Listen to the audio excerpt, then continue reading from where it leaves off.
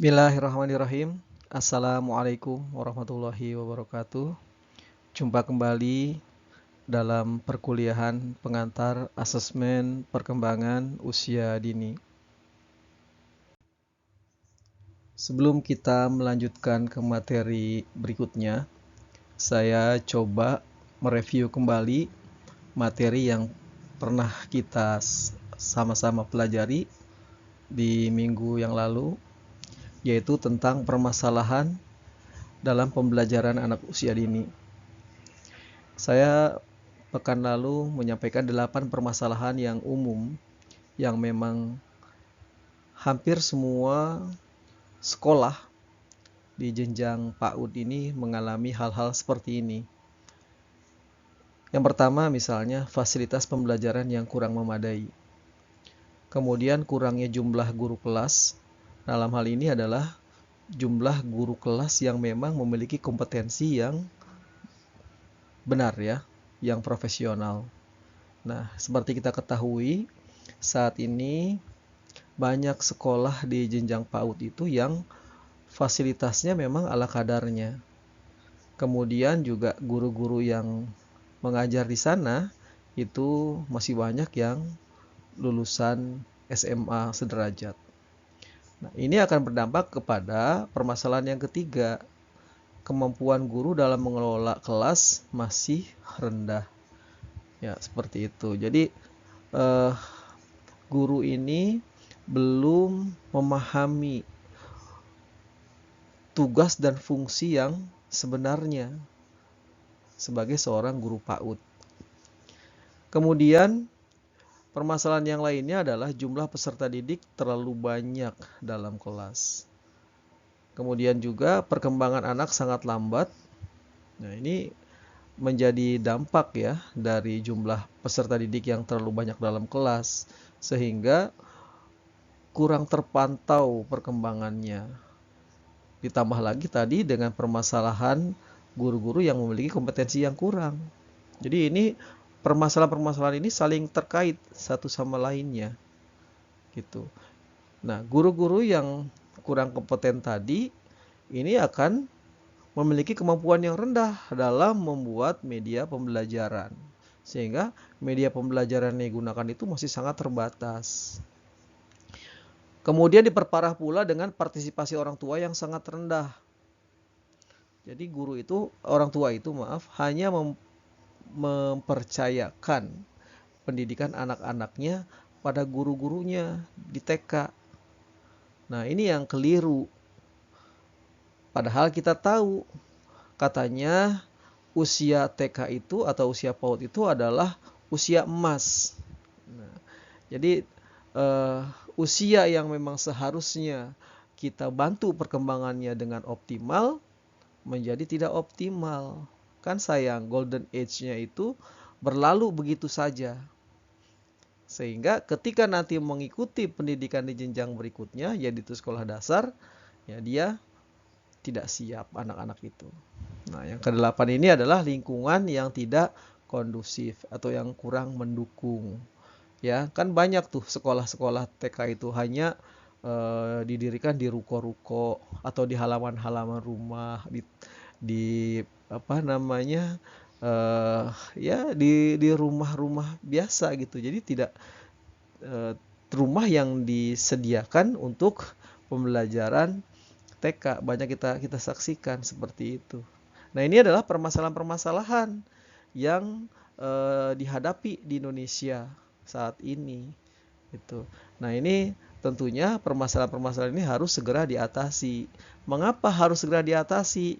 Kita lihat slide berikutnya.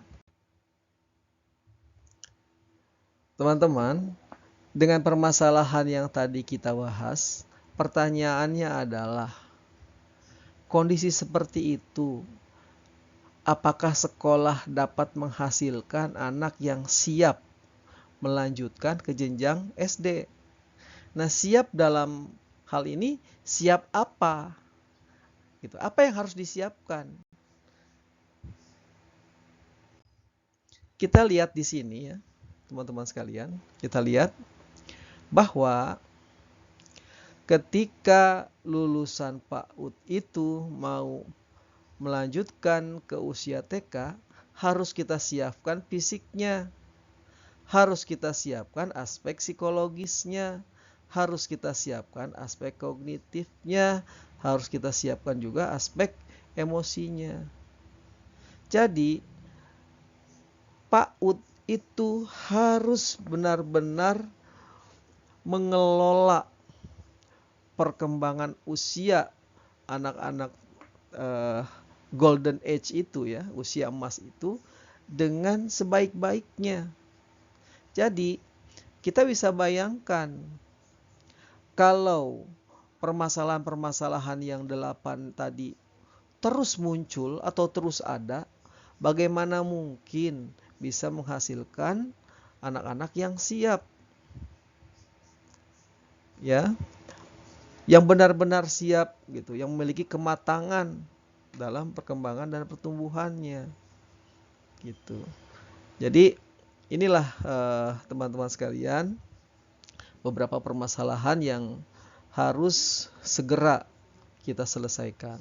Nah, teman-teman ini kan diantaranya ada juga yang saat ini sudah ngajar di PAUD ya. Nah, saya bersyukur teman-teman ini mau melanjutkan studi, yang mau kuliah lagi, sehingga teman-teman ini adalah menjadi bagian yang memberikan solusi terhadap permasalahan-permasalahan yang 8 tadi. Gitu. Jadi inilah review dari permasalahan yang muncul pada perkuliahan kita pekan lalu. Nah, kita coba pecahkan permasalahan ini satu persatu. Kita lihat slide berikutnya. Teman-teman sekalian, dalam menjalankan kegiatan pendidikan ya, sekarang ini kita harus lakukan itu dengan cara-cara yang humanis ya. Kenapa demikian? Kita tidak bisa lagi menyamaratakan kemampuan anak ya, atau keinginan anak gitu. Jadi karena seperti yang pernah juga saya katakan bahwa pendidikan kita ini bukanlah pendidikan yang seperti pendidikan kebun binatang ya. Ketika dia harimau tidak bisa kita ajarkan untuk terbang dan berenang gitu. Ya, berenang itu kita ajarkan kepada ikan, terbang itu kita ajarkan kepada burung. Ya, jadi setiap anak itu punya keunikan masing-masing. Di sinilah kita harus pikirkan tentang konsep personalized learning gitu ya. Pembelajaran yang personal. Ini akan lebih humanis ya, teman-teman. Karena itu, kita harus latih ya anak-anak kita itu untuk mengembangkan potensinya. Nah, salah satu potensi ini yang akan menjadi solusi dari permasalahan-permasalahan yang 8 tadi itu mungkin sulit ya, mungkin sulit untuk dipecahkan dengan dalam waktu yang singkat gitu. Maka kita punya salah satu cara gitu yang mungkin lebih mudah kita lakukan, yaitu dengan mengembangkan kemampuan problem solving pada anak usia dini gitu. Pertanyaannya, apakah bisa seorang anak usia dini itu memiliki kemampuan untuk menyelesaikan masalahnya sendiri? Nah, ini kita latih di sini, teman-teman. Jadi pertanyaannya tuh jawabannya tuh jangan tidak bisa karena mereka masih anak-anak, masih kecil. Tidak seperti itu. Kalau kita masih punya pikiran seperti itu, berarti kita belum mengembangkan pendidikan yang humanis. Gitu ya. Jadi kalau sejak TK aja sudah kita latih kemampuan problem solving ini, bisa kita bayangkan seperti apa nanti ketika dia dewasa. Nah, jadi pada perkuliahan kali ini kita coba bahas tentang bagaimana cara mengembangkan kemampuan problem solving pada anak usia dini. Jadi inilah manfaatnya ya, ketika anak-anak itu sejak usia dini kita latih untuk mencoba memecahkan permasalahannya sendiri. Tentunya teman-teman jangan mikirin permasalahan yang berat-berat. Permasalahan yang dimaksud di sini adalah permasalahan keseharian mereka gitu. Ya. Jadi misalnya ketika mereka marah kepada temannya gitu ya, atau mereka berebut mainan ya, atau ketika ditegur oleh orang tuanya, oleh gurunya, atau mereka tidak mendapatkan keinginannya, misalnya ingin beli es krim tapi tidak diberikan oleh orang tuanya gitu. Dan banyak permasalahan-permasalahan lain yang memang keseharian mereka. Jadi teman-teman di sini jangan berpikir masalah yang berat-berat gitu, karena memang usia PAUD ya, yang anak-anak yang teman-teman didik saat ini kan rentangnya antara usia 4 sampai 6 tahun gitu. Ya, jadi permasalahan-permasalahan yang muncul di situ ya tentunya permasalahan-permasalahan yang muncul pada keseharian anak-anak di rentang usia 4 sampai 6 tahun.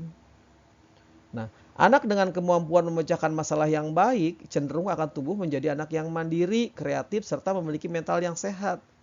Ini harapannya. Nah, kalau misalnya mereka tidak dilatih untuk problem solving, ya pada saat dewasa kemandiriannya kurang, kreativitas dan mentalnya ya tidak sehat. Inilah pentingnya. Mengapa anak-anak di negara maju cenderung lebih mandiri, kreatif dan memiliki mental yang sehat ketimbang anak-anak di negara berkembang misalnya. Ya, karena anak-anak di negara-negara maju itu memang benar-benar sudah dilatih sejak kecil. Kalau teman-teman misalnya lihat di YouTube, bagaimana anak-anak di Cina, anak-anak TK di Cina sudah dilatih kemandirian, di Jepang, ya, sudah dilatih kemandirian, memecahkan permasalahannya sendiri gitu. Nah, kita kenapa tidak bisa? Kita harus bisa. Ya, sehingga nanti ketika mereka dewasa, mereka benar-benar mampu menghadapi berbagai tantangan hidup dengan cara yang lebih baik karena sudah terbiasa itu. Nah, tentunya di sini pihak sekolah harus bekerja sama dengan orang tuanya di rumah. Sekarang kita coba mengurai satu persatu apa saja sih yang bisa dilakukan oleh guru bekerja sama dengan orang tua di rumah untuk melatih anak agar mampu melakukan penyelesaian masalahnya secara mandiri atau problem solving. Nah, pertama, kita ini harus mengajarkan bagaimana si anak ini bisa mengidentifikasi masalah yang sedang dihadapinya.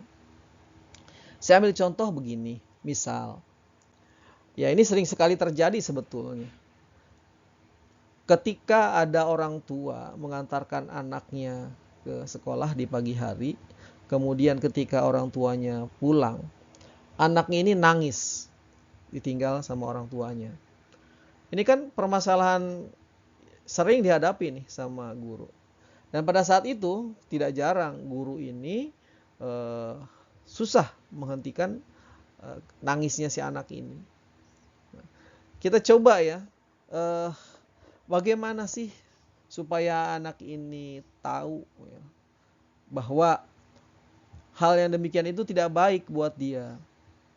Nah, kita akan ajarkan kepada dia, sebenarnya masalahnya apa sih? Kenapa sih kamu nangis kalau ayah atau bundanya ini pulang lagi gitu? Kita minta anak ini ceritakan. Dan itulah yang bisa kita lakukan.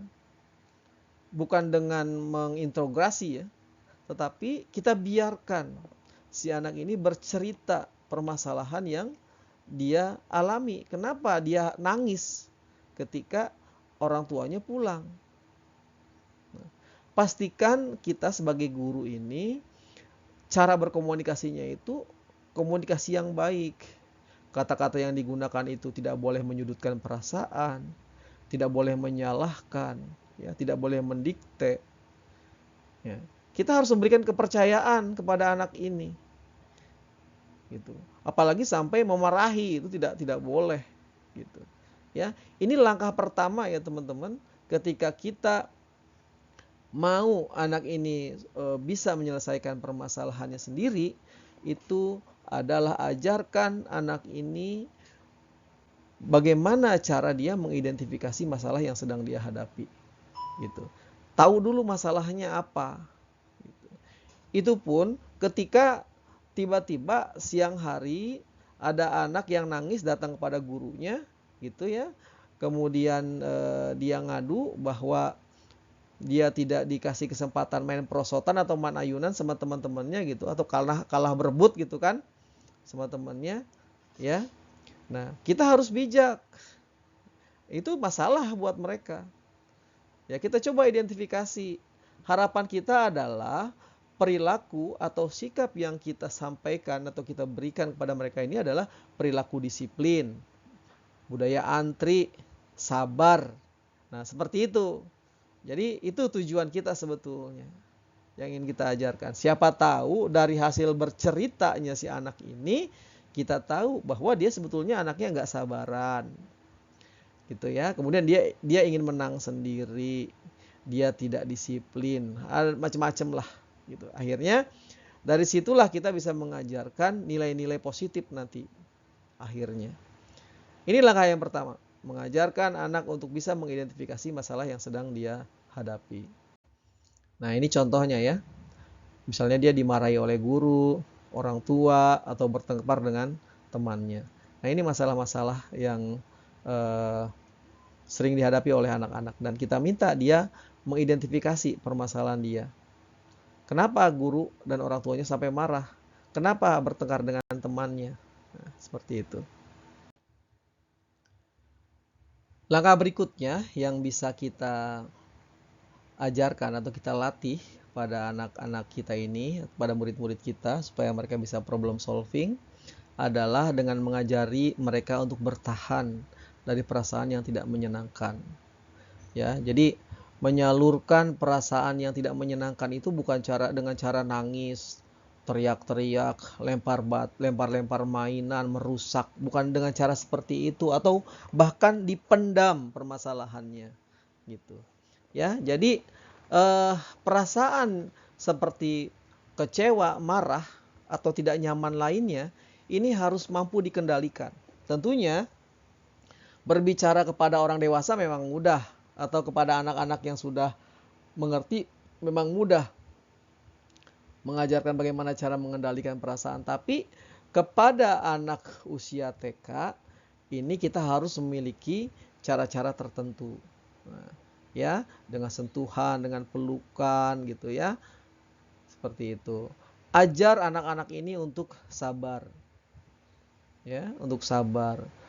Nah, kita bisa berikan kisah-kisah tuh. Kisah-kisah sahabat, kisah-kisah teladan. Manfaat apa yang kita dapatkan ketika kita sabar? Nah, kita sampaikan banyak hikmah yang didapatkan ketika kita sabar. Seperti itu. Ya. Jadi sikap atau nilai-nilai seperti ini ketika kita ajarkan sejak usia TK, ini tentunya akan menjadikan anak-anak yang tangguh, tidak mudah menyerah di masa depannya ketika dia dewasa. Gitu. Mampu mengendalikan emosi. Inilah pentingnya kita mengajari anak-anak dengan hal-hal seperti ini sejak usia TK. Jadi pasti bisa gitu. Jangan berpikir ini tidak mungkin, ini tidak bisa. Ya pasti lelah gitu. Dalam hal ini juga kita sebagai gurunya ya harus sabar, harus telaten. Ini adalah sebuah konsekuensi logis kita sebagai guru TK. Gitu. Apalagi ya itu tadi, mengajarkan hal seperti ini kepada anak usia TK ini tidak mudah. Ada tantangan tersendiri. Seperti ini. Bayangin deh ketika anak ini kalah lomba gitu ya. Ya lomba dalam kelas misalnya kan seringkali guru atau sekolah ini mengadakan lomba-lomba. Ketika anak itu kalah, dia kecewa, sedih, marah, nangis gitu. Banyak macam-macam reaksinya. Atau ketika dia tidak mendapatkan mainan yang diinginkan, atau tidak mendapatkan sesuatu yang diinginkannya, gitu. Anak melampiaskannya dengan perasaan-perasaan yang memang anak-anak biasa lakukan, gitu. Tadi yang seperti saya katakan, ya, marah, kecewa, teriak-teriak, nangis, macam-macam lah. Bahkan perilaku lain merusak, mengganggu temannya, gitu. Yang seperti itu. Ya, ini hal-hal yang seperti inilah yang kita ajarkan supaya mereka bisa mengendalikan emosinya. Teman-teman sekalian, berikutnya adalah kita sebagai guru dan orang tua, ya, kita bekerja sama dengan orang tua tadi seperti saya katakan di awal, kita harus fokus ya pada kemampuan anak. Nah, jadi sebagai guru atau sebagai orang tua itu kita nggak boleh memaksakan kehendak, apalagi membanding-bandingkan ya anak yang bermasalah ini dengan anak yang lainnya. Dia aja bisa, masa kamu nggak bisa? Gitu. Nggak bisa seperti itu ya, tidak boleh. Ya, kita benar-benar harus menyediakan waktu dan kesempatan pada anak ini nih. Kalau dia sudah kita minta untuk mengidentifikasi masalah, kemudian dia coba bisa mengendalikan perasaannya karena dia sedang bermasalah tadi, ya kita ajarkan bagaimana cara anak ini menyelesaikan masalahnya. Tentunya fokus dengan kemampuan si anak nih, ya, dengan kondisi dan keadaan si anak, gitu. Jadi nggak boleh menyamaratakan kemampuan anak. Ya. Jadi teman-teman sebagai guru, apalagi guru PAUD, memang ini harus punya seni tersendiri nih, ya, harus punya kemampuan tersendiri, karena memang sulit. Tapi teman-teman pasti bisa ya, pasti bisa. Apalagi kalau misalnya teman-teman ini memiliki banyak referensi ya, banyak belajar gitu. Jadi ketika terjadi permasalahan-permasalahan yang sama berulang-ulang, teman-teman sudah tahu cara terbaik bagaimana menyelesaikan masalah-masalah seperti itu. Gitu ya. Intinya fokus pada kemampuan anak. Kita nggak boleh maksa. Anak pasti bisa menyelesaikan masalah yang sedang dia hadapi. Gitu.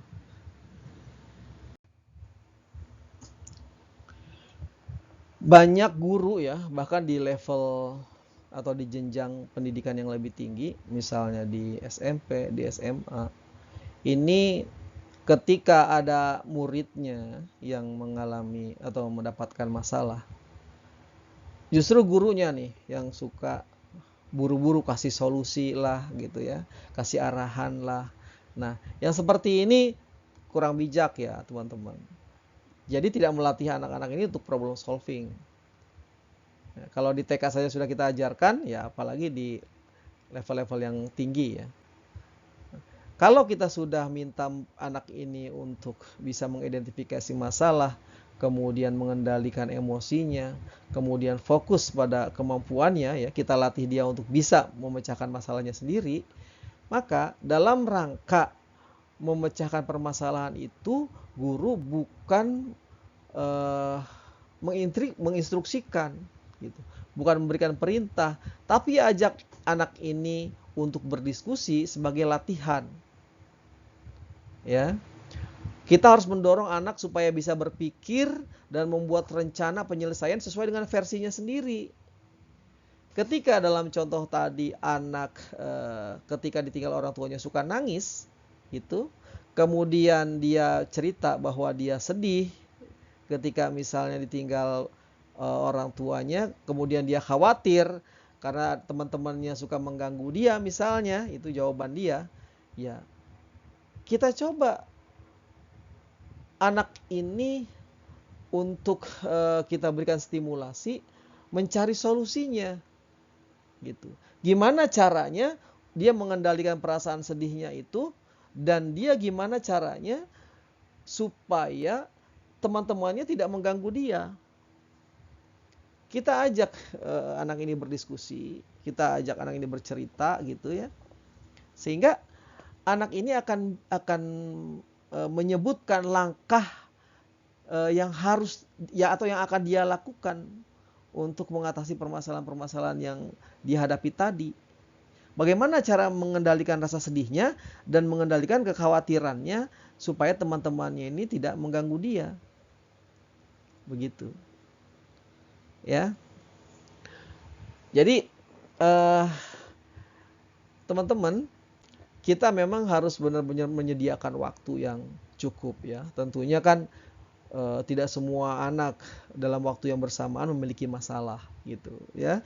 Jadi kita tidak perlu khawatir juga, jangan mengeneralisasi juga. Dalam hal ini yang perlu kita bimbing benar-benar adalah permasalahan-permasalahan yang memang cukup berat gitu.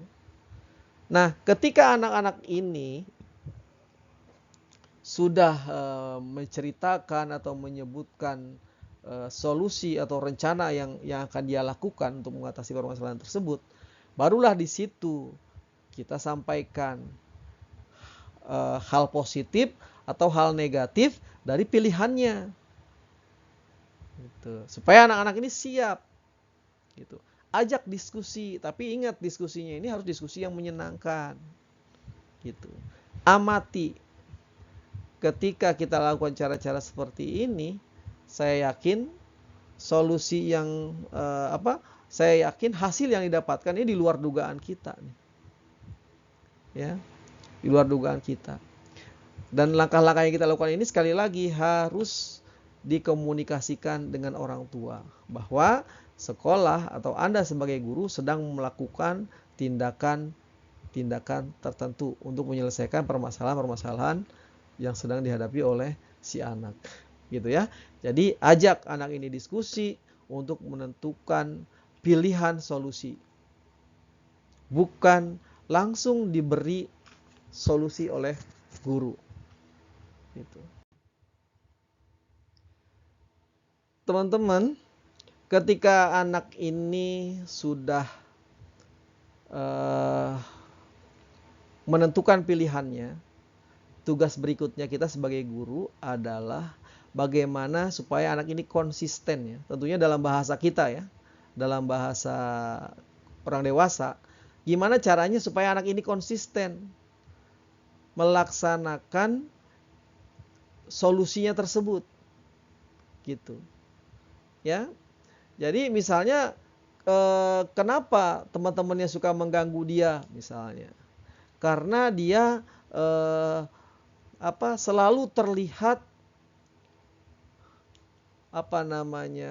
cara berjalannya misalnya ya, atau apalah gitu ya, hal-hal yang fisik ya. Nah, misalnya saya akan berlatih ya, saya akan berolahraga gitu. Nah, misalnya solusinya seperti itu. Jadi kita sebagai guru di sekolah, kita harus yakinkan anak ini memang konsisten melakukan olahraga. Nah, kita tanya tentunya olahraga yang mau kamu lakukan apa untuk memperbaiki cara berjalan kamu misalnya, ya, atau gaya berjalan kamu. Nah, dia akan bilang olahraganya adalah ini dan itu. Sampaikan kepada orang tuanya supaya di rumahnya pun membantu. Nah, ketika misalnya kenapa dia sedih ketika orang tuanya kepulang lagi. Nah, dia akan cerita di rumah ada adiknya. Nanti orang tuanya akan lebih sayang sama adiknya. Kalau misalnya dia pulang lagi ke rumah, saya tidak disayang lagi. Misalnya seperti itu jawaban si anak. Nah, lalu kita kasih stimulasi lagi tadi. Kita ajak diskusi bagaimana caranya supaya dia tidak cemburu kepada adiknya tersebut. Nanti anak pasti akan menceritakan, oh saya akan begini, oh saya akan begitu. Karena si anak pun dia udah punya informasi banyak ya. Dia pasti akan memiliki jawaban yang di luar dugaan kita. Gitu. Jadi jawaban anak yang seberapa bagus jawaban anak ini tergantung bagaimana cara kita sebagai guru mendampingi atau membimbing anak untuk mengungkapkan solusi terbaik ya, yang mau dia keluarkan. Nah, kalau kita sebagai guru ini tidak pandai untuk memberikan stimulasi, ya jawaban anak pun akan biasa-biasa saja. Gitu. Jadi prinsipnya ketika si anak ini sudah menemukan solusi yang akan dia lakukan, kita harus menjaga bahwa solusi yang sudah dia pilih itu harus dia terapkan, harus dia laksanakan dengan konsisten. Jangan lupakan hal yang keenam ini ya teman-teman, dengan memberikan pujian dan motivasi ya. Ketika anak ini bisa memecahkan masalahnya gitu, kita berikan pujian. Nah, ketika dia memiliki hambatan, ya kita motivasi. Nah, pujian dan motivasi ini bisa memacu semangat dan menumbuhkan rasa percaya diri si anak terhadap kemampuannya. Bayangin, ya, bayangin. Kalau dia merasa gambarnya dia jelek gitu ya. Kemudian dia merasa kecewa, merasa sedih dibandingkan dengan gambar teman-teman yang lebih bagus. Kemudian nanti solusinya dia akan bilang dia akan berlatih lagi gitu ya. Dia akan berlatih terus, dia tidak putus asa gitu. Dan ketika dia sudah mampu menunjukkan gambar yang lebih baik, kita berikan pujian gitu. Ternyata rajinnya kamu untuk berlatih itu bisa membuahkan hasil gitu. Dan ketika dia belum memberikan atau belum menghasilkan gambar yang lebih baik, kita motivasi terus. Seperti itu. Nah, ini yang harus dilakukan oleh guru pada langkah yang ke-6 ini. Dan nanti langkah yang terakhir adalah melakukan kegiatan pendorong. Nah, ini saya minta Anda coba cari referensi. Kira-kira yang dimaksud dengan melakukan kegiatan pendorong ini apa wujudnya atau seperti apa? Saya minta Anda memberikan jawaban dari pertanyaan ini ya pada pertemuan minggu berikutnya, yaitu pada pertemuan minggu ke-6. Di sini ada 2 pertanyaan. Apa yang akan Anda lakukan untuk kegiatan pendorong ini gitu ya? Dan apakah ada kegiatan yang lain yang bisa Anda sarankan? Kegiatan ke-8 kah atau kegiatan ke-9 kah gitu. Ya, di samping langkah-langkah nomor 1 sampai nomor 7 ini. Jadi 2 pertanyaan inilah yang harus Anda jawab ya, yang harus Anda cari solusinya.